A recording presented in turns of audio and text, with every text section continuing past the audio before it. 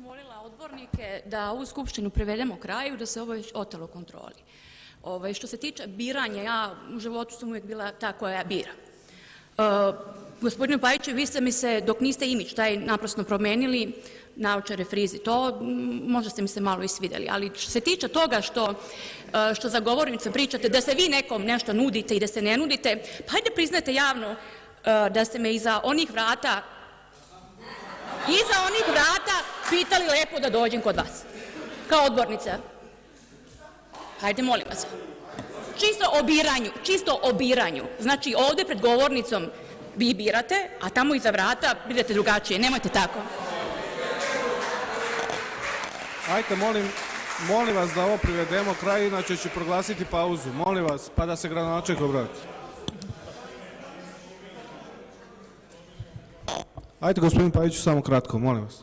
Gospođo Đoković, da bi neko bio odbornik Srpske napredne stranke, on mora da ispuni neke norme. Ne primamo mi baš svakoga. Hvala. Gospodin gradonačelnik.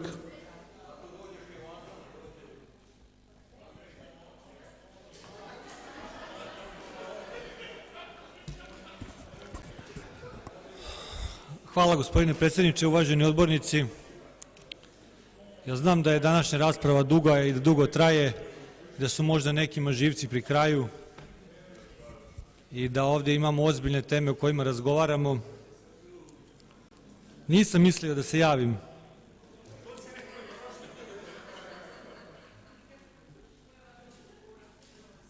Vi ste pokazali sad, mislim na naprednu stranku i mislim na gospodina Pajića, vi ste pokazali svoje pravo lice.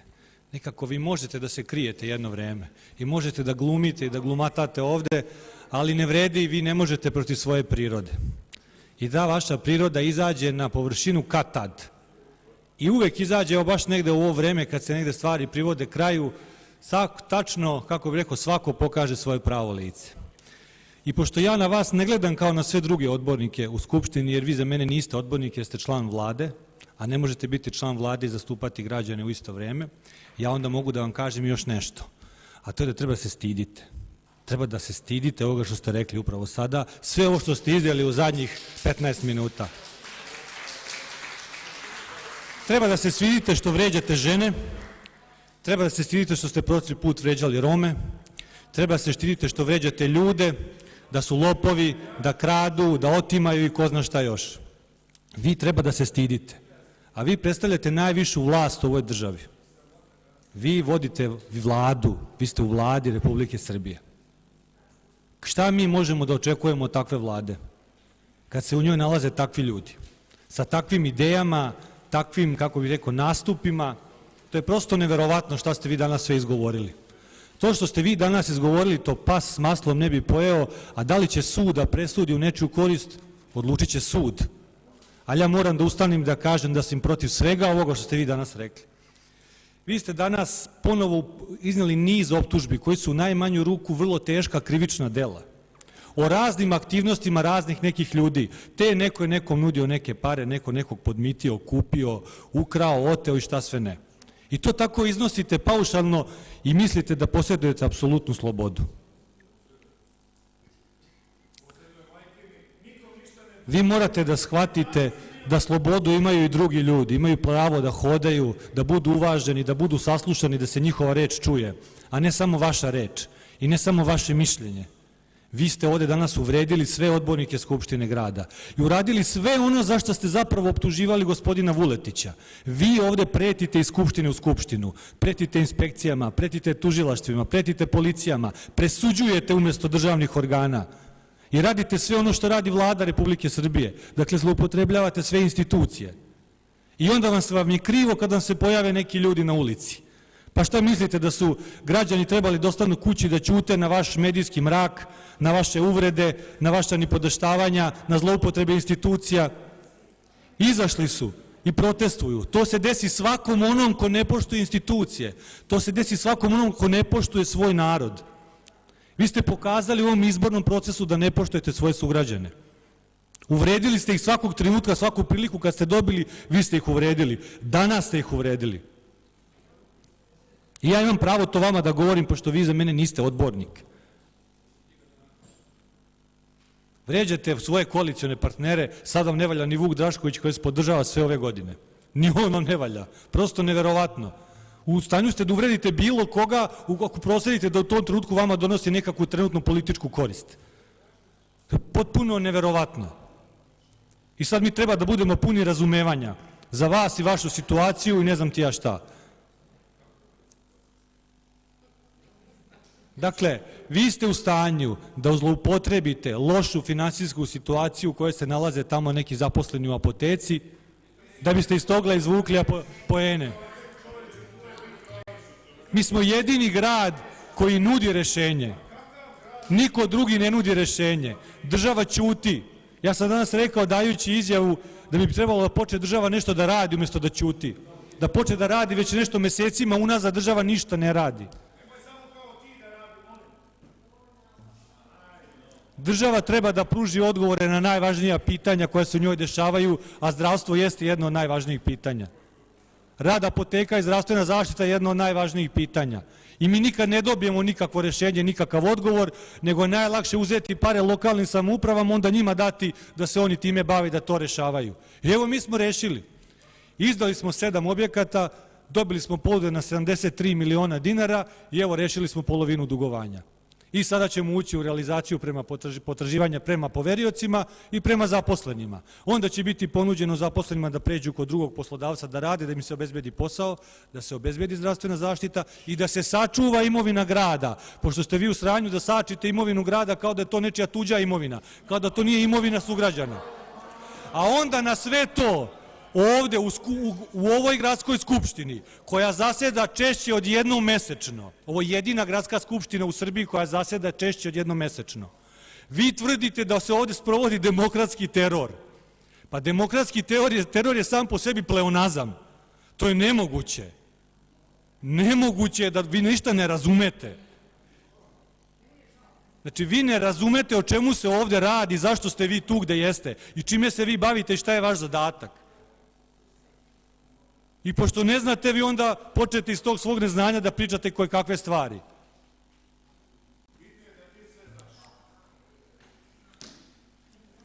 Svako kaže tačno ono što zna. Hvala. Hvala. Replika, gospodin Pajić.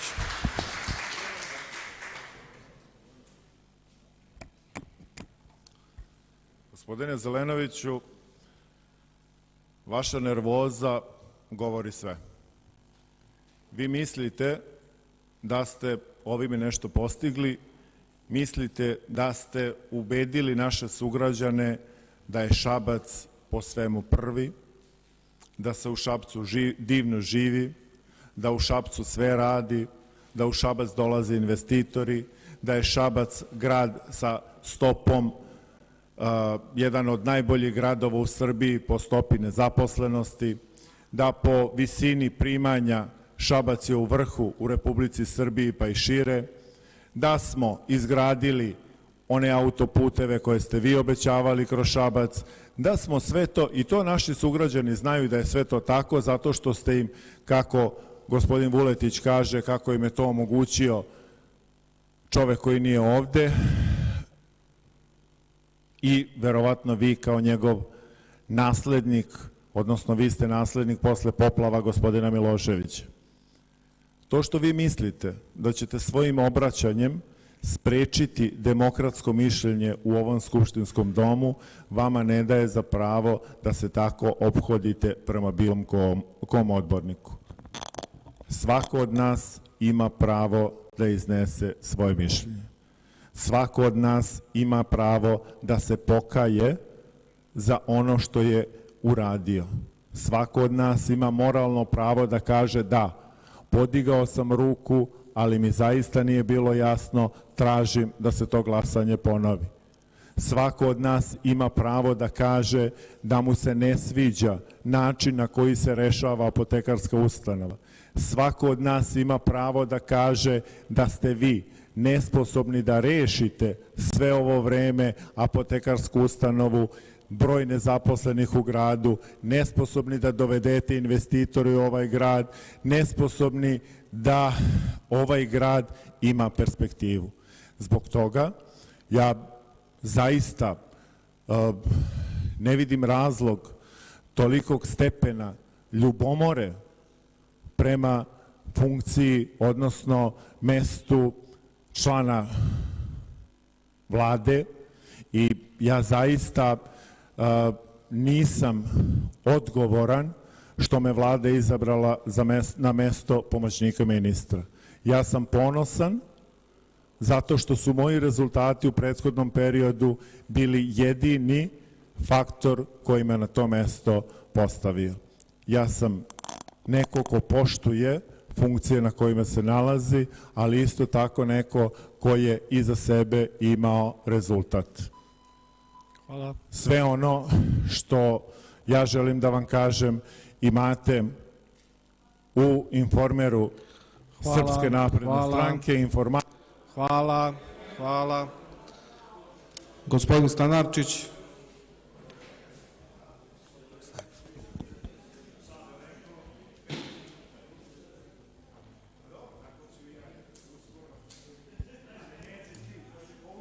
Poštovana gospodo, reče jedan odbornik, birajmo reč. I gospoda izabraše, napisaše i potpisaše reč.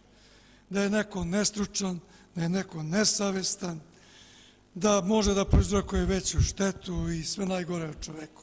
Izabraše reč. Reče neko, stidite se. Više puta za ovom govornicom i oslika sebe i reče reč. I mi svako od nas treba da kaže neku reč. Ali mi treba da izglasamo jednu odluku da imenujemo vršioca dužnosti apotekarske ustanove. Zamislite, a bi reč odgovorni rekoše da grad Šabac, gradonačelnik i veće nemaju ništa prema toj apotekarskoj ustanovi. To su tamo neki ljudi i neke porodice. A nije baš tako. Vidite, mi imenujemo vršioca dužnost, a što ne dadoše toj osobi, tom čoveku reč, da izađe za ugovornicu pa da kaže ja sam direktor poslovnih prostora koji su danas otuđeni iz naše svojine ili raspolaganja. Ja ću biti vršilac dužnosti direktora nečega što ne postoji, a vi me i ne poznajete, a ja ću tam negde odlučivati, imat ću neki benefit, verovatno. I bi reč. I koga to interesuje? I ko treba da se stidi u ovoj sali i u ovom gradu? Da li svi pomalo? Pa treba, možda možemo mnogo više da učinimo. A šta učiniti? Ne možete, reče tamo neko, ovca i kad se popne na brdo ona bleji. Ne menja se ni čovjek, čovjek ostaje takav kakav je. A opet bi reč. Imenujemo direktora apotekarske ustanove. Šta će taj direktor da odlučuje u ovom gradu? O čemu? Koji problem će da reši? Koji mu je plan i program razvoja apotekarske ustanove? Kad gradonačelnik kaže da nemamo ništa prema tome apotekarskoj ustanovi. A vamo se otuđuju, daju u zakup ili prodaje poslovni prostor. 73 miliona 7 objekata. Ima još 10 objekata. Otuđit će se, prodat će se, zakupit će se, bit će para, svi ćemo biti zdravi i veseli i smejat ćemo se. Neko se i ne smeje u ovom gradu. Nije svima dobro. Ubi nas ova demokratija ovih 16 godina, a ništa ne učini smo. I bi reč. I ja očekujem, šta očekuju radnici za apotekarske? Zašto se ne identifikuju i kazne odgovorna lica koja su dovela do propasti apoteke Šabac? I bi reč i ništa neće biti, jer skupštinska većina neće glasati.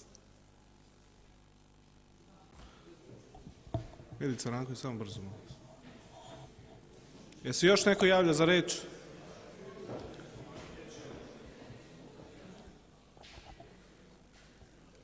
silni milioni ste dali za medije. Kažete Srbija je u mraku. Evo vi ste dali ovde za Šabac i Šabac je u medijskom mraku.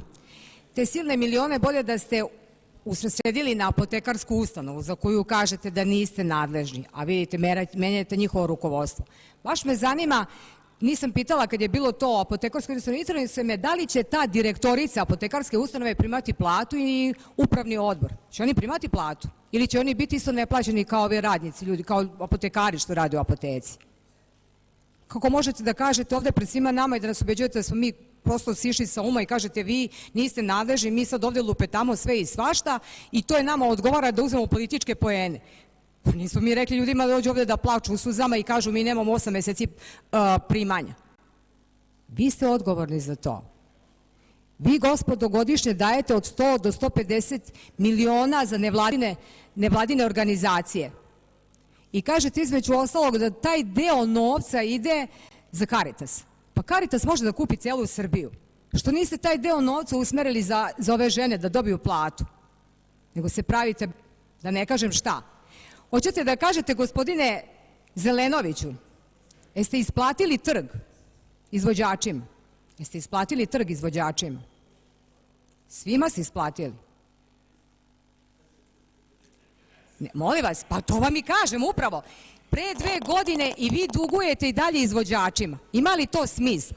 To su ljudi, naši privrednici. Zamislite u što vi njih ukopavate.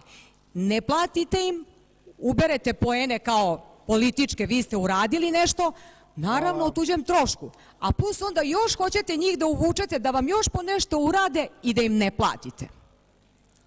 Gospodine Zelenoviću, jeste izvođaču imali, pa ne, čekajte, molim vas, vi morate znate, pa ste, ja sam odbornik, ja nisam izvršna vlast, ja sam odbornik.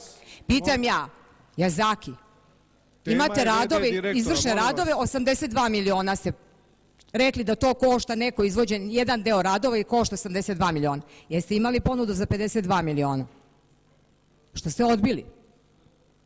Ne, pa vi znate najbolje, ja neću da pričam, vi sve znate. Vi to bolje znate. Hvala.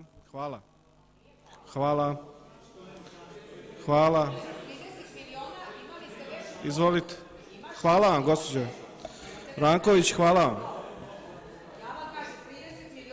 Izvolite.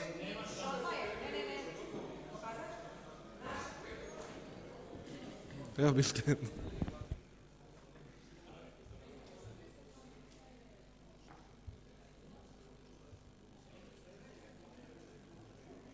Šamačinu za vratušu, kako rekoše.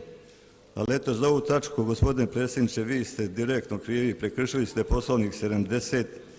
Rekli ste, stigao je predlog komisije po ovom članu 70. Samo vi, gradonačelnik i gradsko veće, može dati predlog za dopunu izmenu dnevnog reda na sednici. Ali vi ste poznati po tome, vi ste na 6. sednici smenili zamenika predsjednika Skupštine javnim glasanjem, što je protivno Poslovniku, statutu i Zakonu o lokalnoj samoupravi. No, nije ni to bitno. Kaže, doprinelo predsjedniku mi, stari, krezavi, penzioneri, potpisujem, jesmo dobili i koliko doprineli i koliko god da vodate tuđu decu po trgovima, ne možete promeniti matematički zakon da je 5 veći od 55. Ali pazite, šta ako neko dete strada, tuđe dete? I pazite da ne dođe to do opet automat demokratije. Hvala.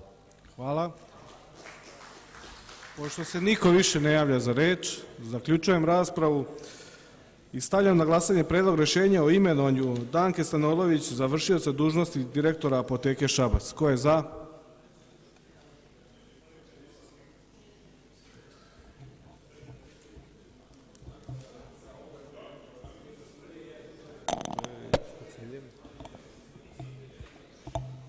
Ko je protiv? Prebrojite.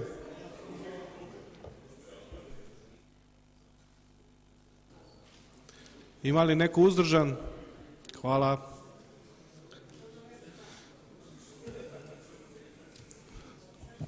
Konstatujem da je Skupština grada Šapca sa 35 glasova za i 15 glasova protiv usvojila predlog rešenja o imenovanju Danke Stanolović za vršioca dužnosti direktora apoteke Šabac.